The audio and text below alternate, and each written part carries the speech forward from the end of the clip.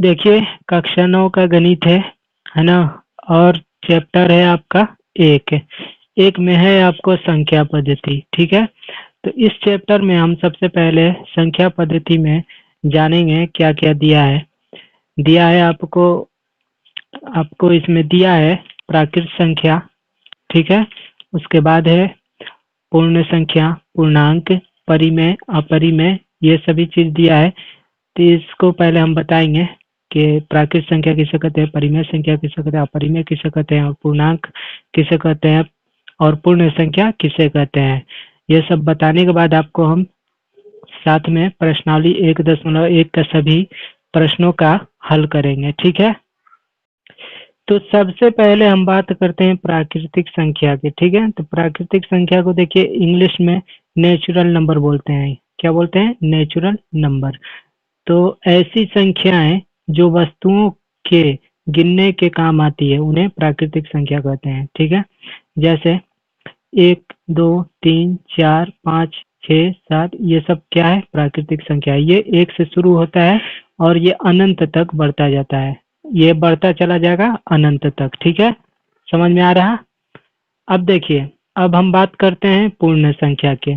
तो पूर्ण संख्या को इंग्लिश में बोलते हैं होल नंबर। क्या बोलते हैं? होल नंबर, ठीक है। तो पूर्ण संख्या किसे कहते हैं? यदि प्राकृतिक संख्या में शून्य को शामिल कर लिया जाए तो जो संख्याएं प्राप्त होती है वे संख्याएं पूर्ण संख्याएं होती हैं।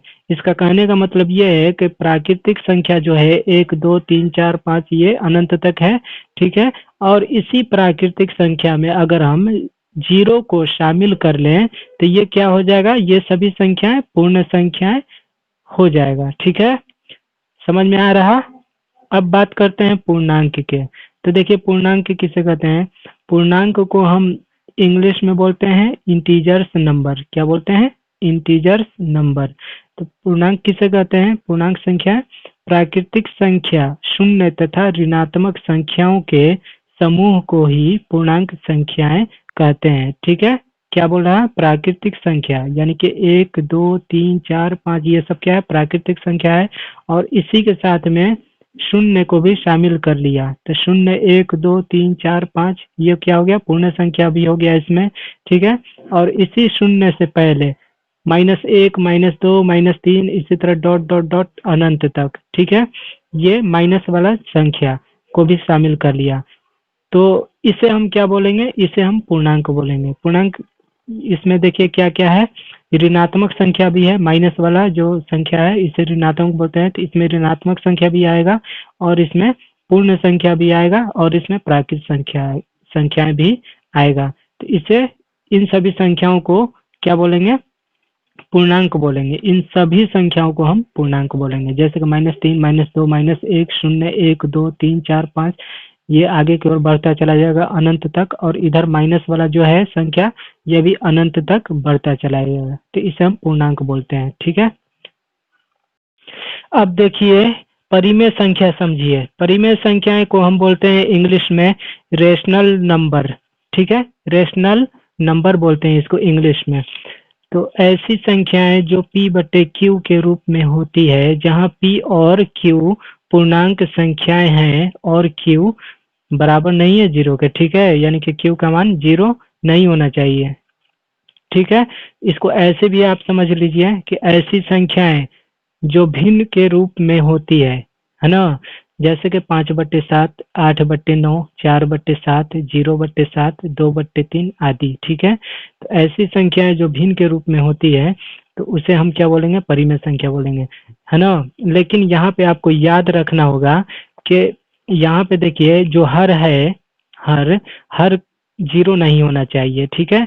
अंश 0 हो जाए कोई बात नहीं है, अगर हर 0 होगा तो ये परिमेय संख्या नहीं कहलाएगा। जैसे कि यहाँ पे लिख दे रहे हैं, जैसे कि आप यहाँ पे 1/0 लिखिएगा तो इसे हम परिमेय संख्या नहीं कहेंगे, ठीक है। क्योंकि यहाँ पे बोल रहा, यहाँ पे क्या बोल रहा है? q पूर्णांक संख्या है और q बराबर 0 नहीं है, ठीक है। यानी कि हर q जो है हर 0 नहीं होना चाहिए। अंश अगर 0 होगा तो कोई बात नहीं है, 0/1 आप लिख सकते हैं, ये परिमेय संख्या कहलाएगा। लेकिन हर 0 नहीं होना चाहिए। आ गया समझ में? अब देखिए समझिए अपरिमेय संख्याएं। अपरिमेय संख्या किसे कहते हैं? इसको इंग्लिश में हम बोलते हैं इरेशनल नंबर, ठीक है।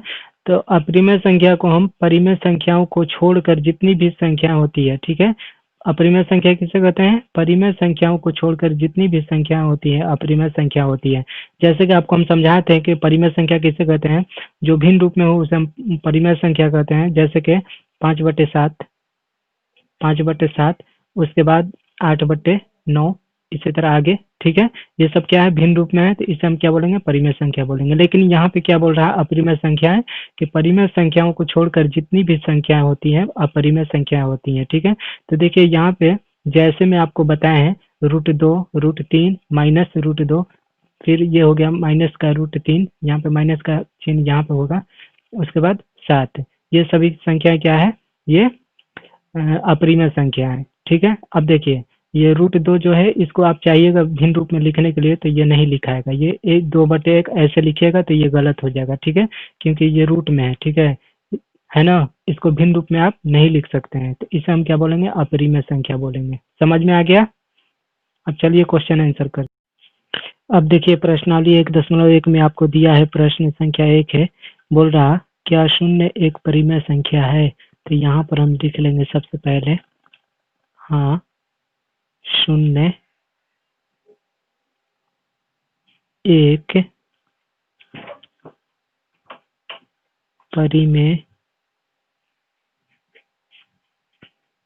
संख्या है।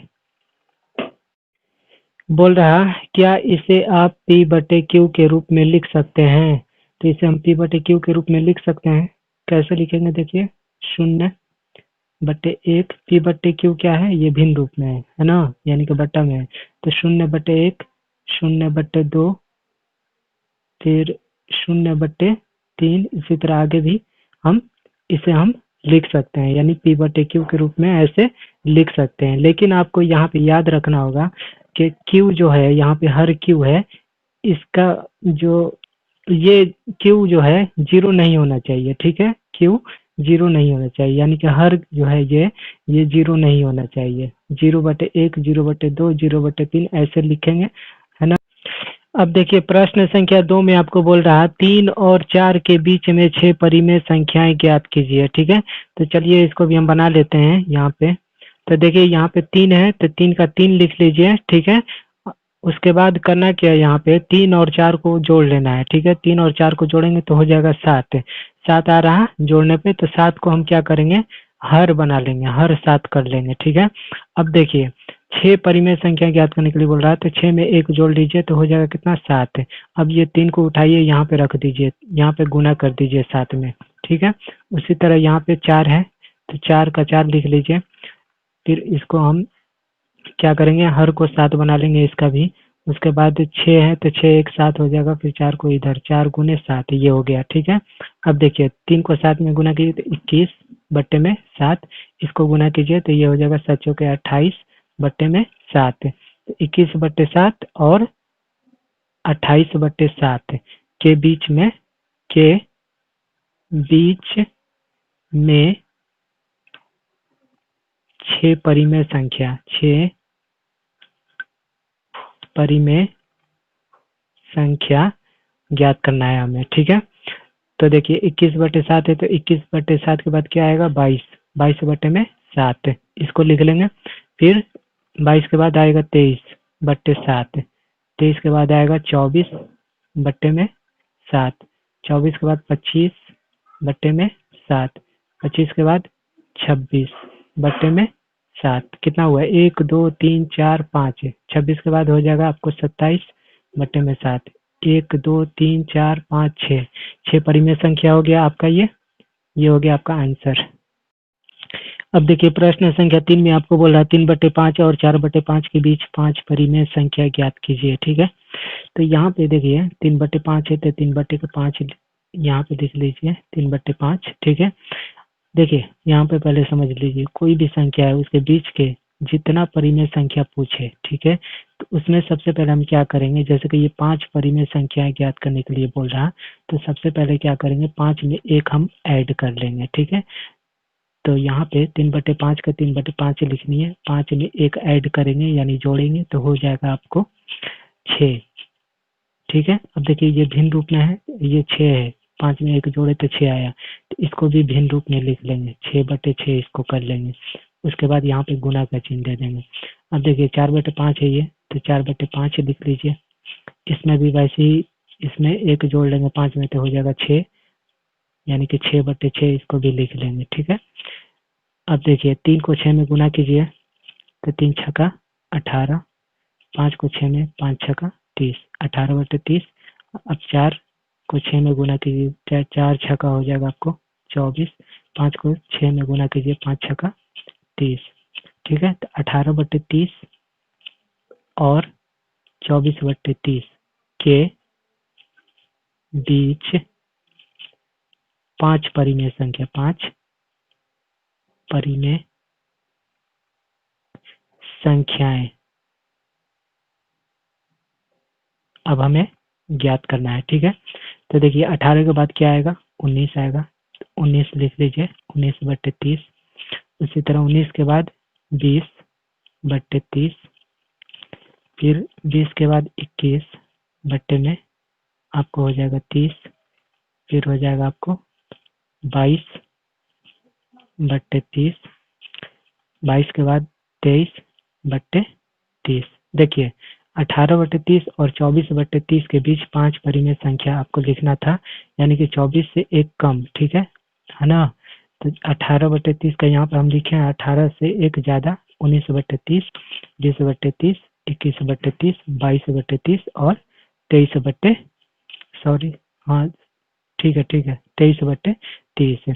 तो ये सब क्या हो गया आपको, ये 1 2 3 4 5, ये 5 परिमेय संख्या हो गया आपका, परिमेय संख्या।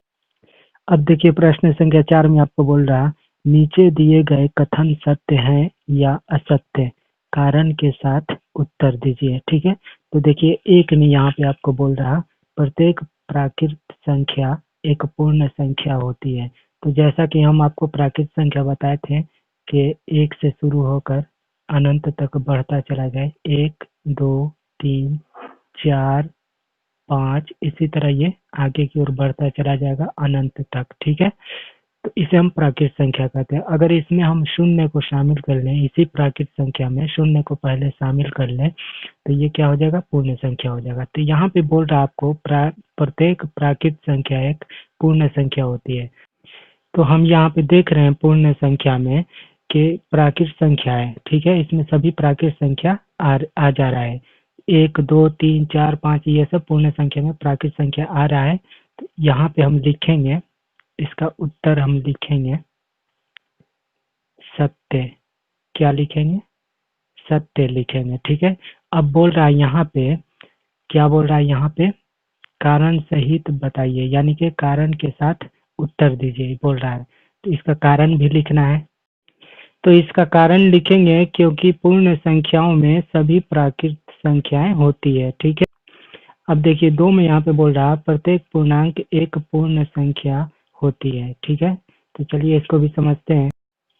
तो जैसा कि आपको यहाँ पे हम समझा चुके हैं कि 0 1 2 3 4 5 डॉट डॉट डॉट ये अनंत तक। ठीक है, इन सभी संख्याओं को हम क्या बोलेंगे, पूर्ण संख्या बोलेंगे। ठीक है, लेकिन यहाँ पे क्या बोल रहा है, प्रत्येक पूर्णांक एक पूर्ण संख्या होती है। और पूर्णांक किसे बोलते हैं, तो पूर्णांक में देखिए आपको क्या होता है, शून्य होता है, शून्य के बाद आपको ऋणात्मक संख्या होता है, 1 माइनस का 1 माइनस का 2, इसी तरह 3 4 5 6 अनंत तक। ठीक है, और इधर आपको धनात्मक संख्या होता है, 1 2 3 4 5, इसी तरह आगे। ठीक है, तो ये हो गया आपको पूर्णांक और ये हो गया आपको पूर्ण संख्या। तो यहाँ पे क्या बोल रहा है, प्रत्येक पूर्णांक, यानी कि प्रत्येक पूर्णांक, ये वाला पूर्णांक। ठीक है, एक पूर्ण संख्या होती है, और पूर्ण संख्या कौन है, ये है। तो हम यहाँ पे देख रहे हैं कि पूर्णांक में क्या है, माइनस वाली संख्या है ना, ऋणात्मक संख्या है। और यहाँ पे पूर्ण संख्या में हम देख रहे हैं कि यहाँ पे ऋणात्मक संख्या नहीं है। ठीक है, तो यहाँ पे हम लिखेंगे असत्य। क्या लिखेंगे, इसका उत्तर असत्य लिखेंगे। ठीक है, अब इसका कारण लिखना है, तो कारण यहाँ पर इसका लिख लीजिए, चूंकि -2, ठीक है, ये -2 चाहे -1 कोई भी ऋण संख्या आप लिख लीजिए, पूर्ण संख्या नहीं है। क्या लिखिएगा? पूर्ण संख्या नहीं है, क्योंकि पूर्ण संख्या में आपको ऋणात्मक संख्याएं नहीं होती है, इसलिए ये असत्य हो जाएगा। अब देखिए यहाँ पे 3 में आपको बोल रहा है प्रत्येक परिमेय संख्या एक पूर्ण संख्या होती है। तो जैसा कि हम आपको परिमेय संख्या के बारे में बता चुके हैं कि जो p/q के रूप में लिखा जाता है उसे हम परिमेय संख्या कहते हैं। तो इसका लिखेंगे असत्य, ठीक है, असत्य, ठीक है। अब लिखेंगे यहाँ पे उदाहरण के लिए 1/2, 1/2 क्या है? भिन्न रूप में है, p/q के रूप में है, तो ये क्या है? परिमेय संख्या है। 1/2 परिमेय संख्या है, ठीक है, परंतु परंतु ये क्या नहीं है?